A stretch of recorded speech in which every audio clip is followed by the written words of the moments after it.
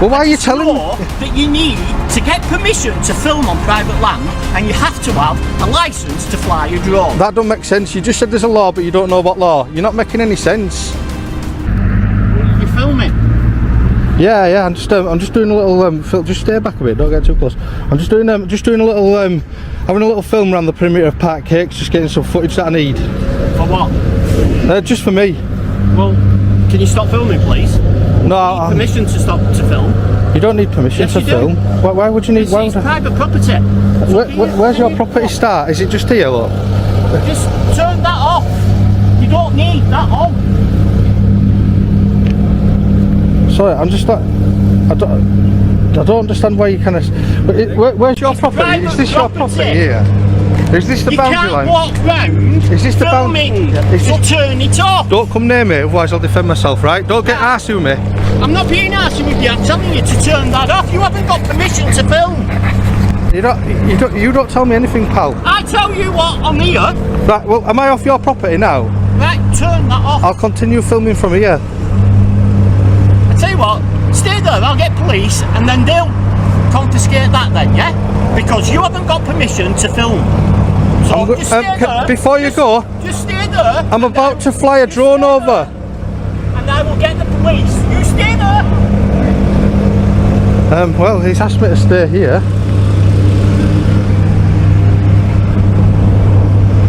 There we go. Bit of a mad response there. Just telling me that to turn my camera off. I think I'm only a couple of steps into the property. And here it is, the classic opener. A staff member confidently quoting laws he can't actually name. This is the first red flag in most audits. Strong opinions, zero citations. Watch how fast the cracks show once the auditor starts asking for specifics. Threats of police confiscation usually appear when someone runs out of legal arguments. But fun fact, UK police cannot confiscate your camera just because a private employee doesn't like being filmed. The tone is already shifting from confusion to panic. 5 people walking out at once is never a good sign. This is a textbook intimidation cluster, completely unnecessary and often used to pressure someone into compliance. But the auditor's calm tone, that's how you control the narrative. Here comes a bold and completely incorrect statement. It's part of your drone exam. No, it isn't. Drone laws in the UK are based on airspace safety, not landowner permission. This is a perfect example of how misinformation spreads confidently, but collapses instantly when questioned. This is where the tone shifts.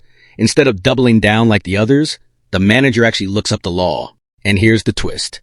The moment someone checks real regulations, the entire argument usually dissolves. Calm plus facts equals de-escalation gold. Victory. This is the moment where law overrules emotion. Head office admits they can't stop the flight, and the manager handles it professionally. This is how every audit should end. Respect, clarity, and a reminder that company policies don't override public rights. And obviously we can't obviously allow you to do a drone over the actual area. Oh, you won't need to allow me. I'm just going to do that anyway because I'm allowed to do it. Right. And what permission have you had to do that? It's not kind of a permission-based thing. It's like you're allowed to do whatever you want as long as you don't break any laws or anything like that. So you've got a licence for your drone then? I have got a licence for my drone, yeah. The response here is a mix of professional and misinformed. The simple rule is that filming from a public space is generally lawful. The health and safety manager introduces himself well, but his arrival with a group of 4 others can appear intimidating. He then incorrectly states the auditor can't fly a drone over their property, setting up a crucial debate. Does he have the law on his side? I'd rather not show the licence because I need to see your licence. If you've got a licence... Security for the site, by the way. That you're going to fly over our building, I need to see your licence. You don't need to see my licence. Yes, I do. By law, I do. Because you're filming on private property. So I need to see your licence. What law is that? Can you tell me the law, please? Right, so when when you applied for your licence for your drone, did they tell you that you had to get permission to film on private property? No, they didn't. Yes, they did, because it's part of your exam. Yes, it is. It's not. Yes, it is, because my brother had the same exam. So you are breaking the law. You can film me all you want. You've walked up to me. I'm not filming you. You've walked up to me. You've walked up to me and you're getting really angry for nothing. You're talking rubbish. You're filming on private property. That's my job. You just said to me that it's against the law. What law is that? Are you just going to walk away without telling me what law it is? I don't know what law it is. Well, why are you telling me? That you need to get permission to film on private land, and you have to have a licence to fly a drone. That don't make sense. You just said there's a law, but you don't know what law. You're not making any sense. You're very angry at the moment, I think. Just calm down. There's nothing to worry about. I tell you what, we'll get the police and let the police deal with it. Like I said to you earlier, I went and got my health and safety manager first to give you a chance.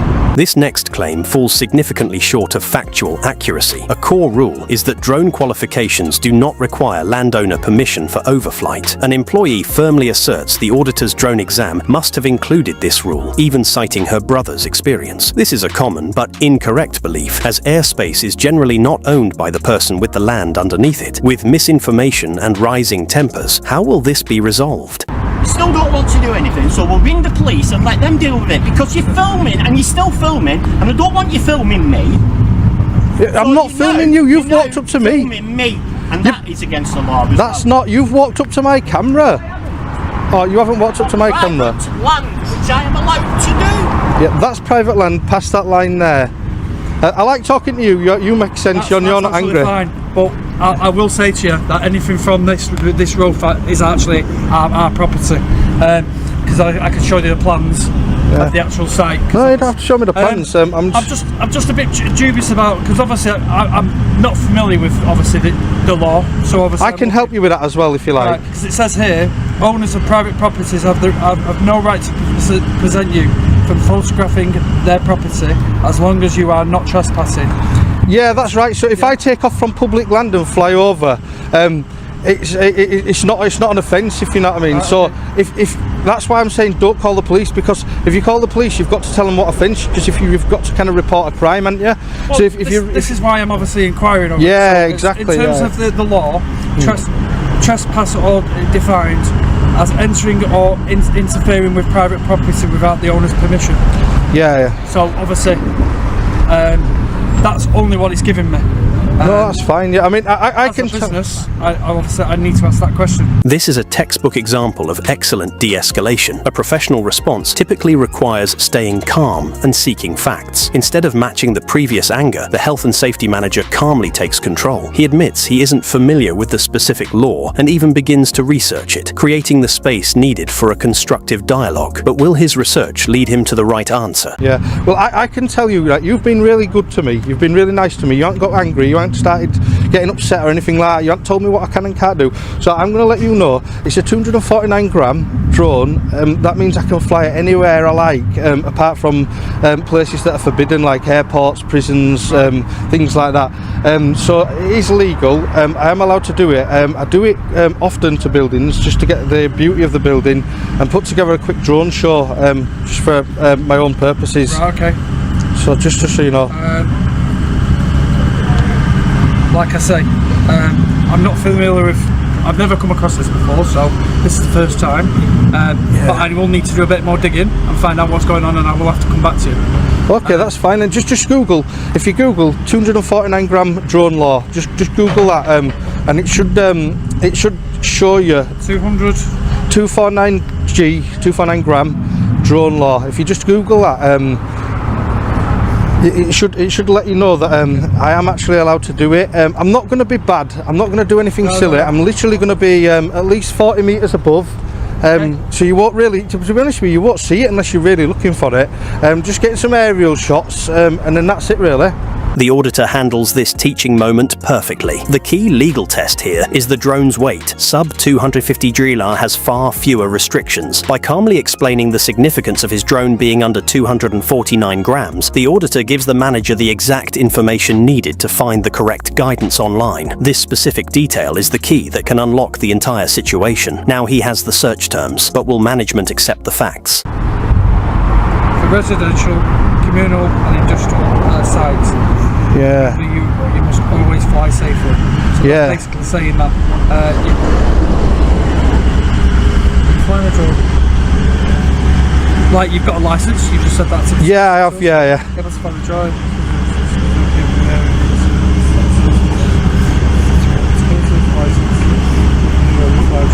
Okay, right.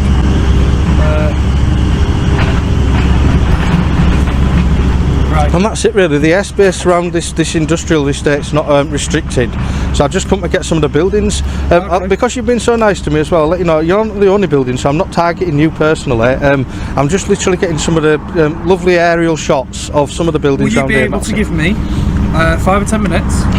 So I'm making some inquiries with our HR, because obviously they'll have a bit more understanding about it. And if I come back to you and then they say, yep, absolutely fine. It will have to be only 5 minutes though, because sometimes what happens in this situation is people go in, they find out it's okay, and then they don't come back out and talk, you know, and let me know. So I will give you 5 minutes just to kind of race off and get what you need information wise, and if you've got anything you don't want to see me from the air, cover it up. This is a smart tactic to maintain control of the interaction. In these encounters, setting a time limit can prevent indefinite stalling. The manager needs to call HR, which could take a while. The auditor agrees to wait, but sets a firm 5-minute boundary for a decision. This projects confidence and applies gentle pressure, preventing the situation from being ignored or dragged out. The clock is now ticking. What I'll do is, I'll make a phone call and ask the question, because I can I'll go directly to my direct manager. Okay, excellent, thank you.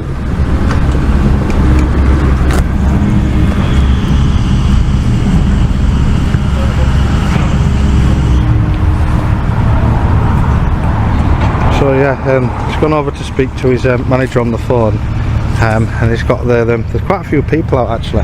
Like I say, the gang is growing. That is quite intimidating when you're on the ground and you're on your own.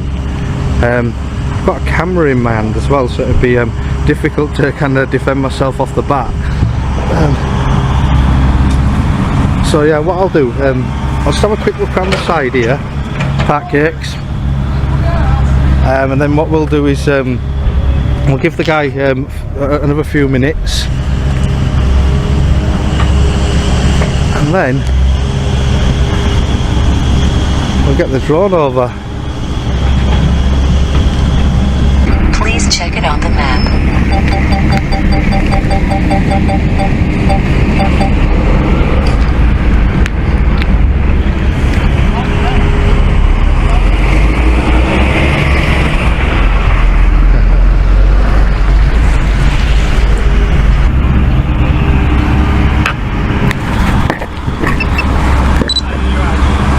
The waiting period is often the most tense part of an audit. The guiding principle is that an auditor's presence alone is not a breach of peace. While the manager is on the phone, the auditor reflects on how intimidating a group can feel for a lone individual. He remains on public land, patiently waiting for the outcome, demonstrating his belief that the law is on his side. Now, the manager is walking back. Yeah, good.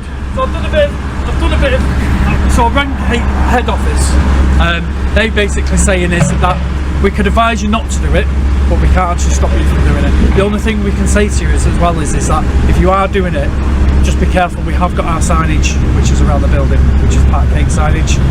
So if you are going to do it, I would much appreciate if you can try and keep the signage out. But I can only advise you. I can't say you can't do it. I've never had that request before. Well, yeah, like I say, you've got. Yeah, it's only small, isn't it? It's nothing to worry about. It's literally just going to fly over, get some aerial shots. I'll be gone in 10 minutes. Yeah, that's fine. Aerial shots are absolutely fine. Not a problem. I can't say that. I can't not stop you doing it because you're on a public footpath. You know what I mean? So it's basically your responsibility. Yeah, you're a very sensible guy, you, and you're very calm and cool and collected, and you've kind of saved face for Pat Cakes, really. So you've done a good job there. This is the moment every auditor hopes for, a resolution based on facts, not feelings. The general rule is that company policy cannot override the law of the land. The manager returns and confirms what head office has told him. They can advise against it, but they cannot stop him. This is a perfect summary of the legal position. It's a win, but how will the interaction conclude? If you go in all blazing, then it's one of those. The security guard basically said that you were on site, so that's why they called me now. Said you were over there So really, yeah, you were on site, but bye-bye, you're off site now, so... Oh yeah, I won't come on your site, yeah. I generally don't go on too far and stuff, and I won't make a nuisance of myself by going on and staying on and refusing to leave, anything like that. Literally just a quick whistle-stop tour, really. Thank you for coming over and speaking. Yeah, so I've played all out, and yeah, it's... Obviously, we can only ask you, but it's your choice if you do it. Excellent, thank you very much, take care, cheers. And there we go, that's the health and safety manager for Park Cakes, sorry. The drone is in the air now.